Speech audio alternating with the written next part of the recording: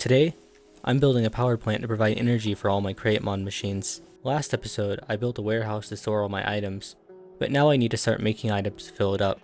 But before I can start doing that, I'll need a better power solution than building tons of windmills everywhere. So today, I'm solving that issue by building a power plant that can produce a lot of stress units. But before I can start work on that, let's move our items from the old storage into the main warehouse, since we weren't able to do that last time. And I think the way we'll do that is we'll just have the packages taken straight from this item vault, put on this chain conveyor, and then go into here. So let's actually modify this a little bit. So let's place a package right here, and then we'll place a frog board on top of this, just like that. We'll set the address to warehouse asterisk for all, and then we'll put an andesite funnel on it like that. And this should take packages off of this chain conveyor and send them onto the belts into the vaults. So let's try this. If we just put this packager on here like that, and then we'll link that frog board up, put only send, and then we'll just put a sign on here that says the address is the packages to warehouse. And then if we put a lever here and power this, it should just continuously send packages into the warehouse. And it looks like they're not actually going anywhere. Let's stop this. Oh, it's because this is set to only send packages. We need to make sure that can receive packages. And then yeah, we can see the packages coming in now. So let's restart this. There we go. Should be sending packages. And if we look at these packages over here, they should get caught by this frog port right here and then sent onto the belt. And we have to wait for them to come to the other side. And just like that, they're being sent onto this belt, but they're not actually being sent onto the belt. A package couldn't be caught by this frog port, could not be transferred to the inventory below, because we need to replace that with a barrel. Alright, I didn't have any barrels, but I had a chest, so let's put that there. Yep, the packages get put on this belt, and then they come over here and make their way into the vaults. And then if we go into here, we can see the items being added into it. Nice. And it looks like this is done transferring all the items. Let's just double check. Yep, it is. So we no longer need this little storage right here. We could just take it apart. And I guess we could set the sheep free now. Goodbye, sheep.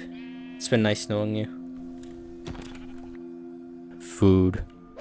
So I was thinking about where to put the power plant, and I think maybe if we have it kind of over here off in the distance from everything else, I think it could look good. We have a decent amount of space over here, and the power plant doesn't have to be that big. So this area looks like it should be big enough if we just flatten things out a bit. And then we can run power lines behind us to the warehouse and everything else. So yeah, let's flatten this area out and then we can work on our design. Alright, so I'm in a creative world and I think I have a design here. Now this design I had previously made, but I modified it to change up the block palette a bit. And this has a total of 8 level 9 steam engines. This entire power plant is able to produce about 1 million stress units, which should be more than enough for now. And we have a train up front that'll deliver lava from an infinite lava source into these pipes. And then it just goes into here, gets stored into this huge fluid tank right here. Then it just gets distributed into all the blaze burners down here. And then out the back here we have a chain conveyor, which takes all the power from inside the warehouse and brings it outside. And then we have a windmill to help self-start the power plant in case things ever stop running. It'll automatically be able to start itself back up, so we won't have to intervene, which is pretty nice. And then I left this area out the back clear in case we ever want to convert some of these stress units into electricity. But I think for now it's a little too early for the electricity age, so we'll just stick the manual stress units for now. But yeah, let's create a schematic of this and build it in a survival world. Alright, so we have this schematic placed down here, and let's see what the material list is. There's a lot of pages here, 12 pages. It looks like most of this stuff is pretty easy to get. We already have a good amount of this stuff automated, but I think the worst part will be all of the copper that we need for the fluid tanks. We need 7 stacks of fluid tanks. That means we're going to need 14 stacks of copper. And I don't think we have that much copper. Yeah, no, we definitely don't have 14 stacks of copper. So we'll need to get a lot more. So I guess I'll grind out all of these resources and then I'll see you guys once I've gotten everything. Alright, so I've gotten all the materials. So let's start building it.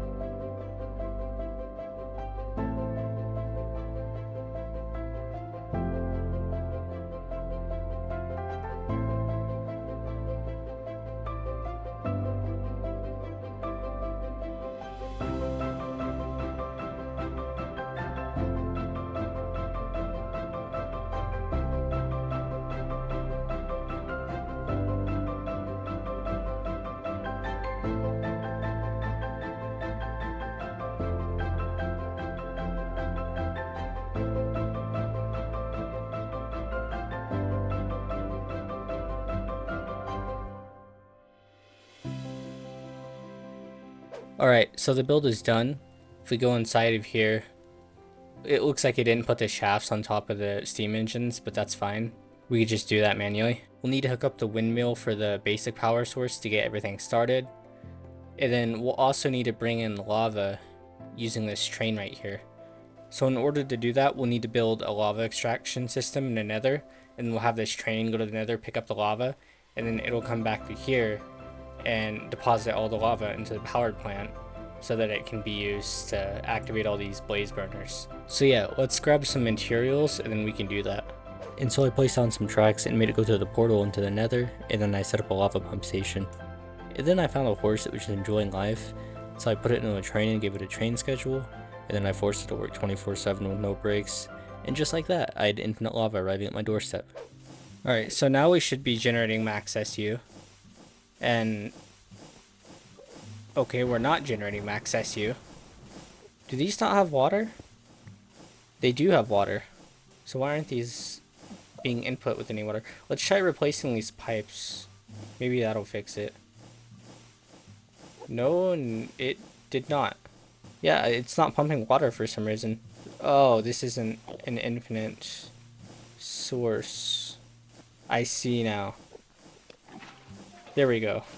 Yep, so now it looks like we're generating maximum SU. 1 million stress units. Nice. Alright, so we have power back here. What I guess I'll do is I'll run chain conveyor lines to bring the power over to the existing chain conveyors over here. That'll just save us some time. So we'll just connect them like that, and then we'll build more of these posts and bring them over there. And then before we connect this chain conveyor to this one, we should disconnect it from the windmill. That way we're not having any conflicts between the rotational speed. There we go. And then we can now hook these up. And there we go. Now everything's running at max power, and it's all connected to the power plant. Except for this. We need to connect up the warehouse to the power plant. So I believe if we just remove this gearbox right here, and then we'll come over here and hook up this chain conveyor, if I could reach it, to this one over here. And there we go, it should be providing power to here now. And the belts are a bit too fast though, so we'll need to get a rotational speed controller.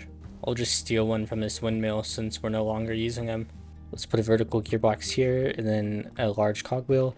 And then we could place our rotational speed controller under that. And then maybe if we can just take a shaft and 2 vertical gearboxes, maybe this will work.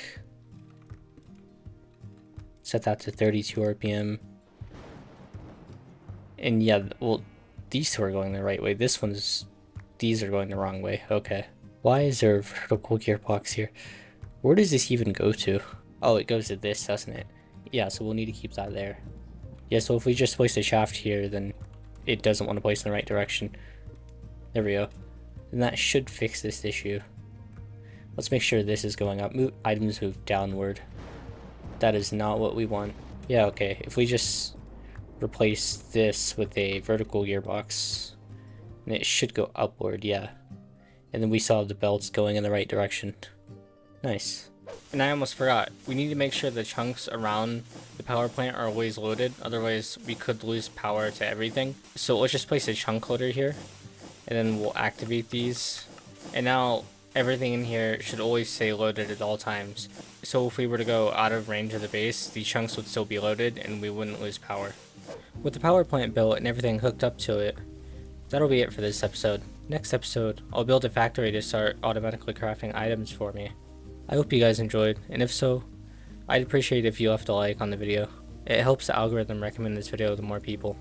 Otherwise, thanks for watching, and goodbye.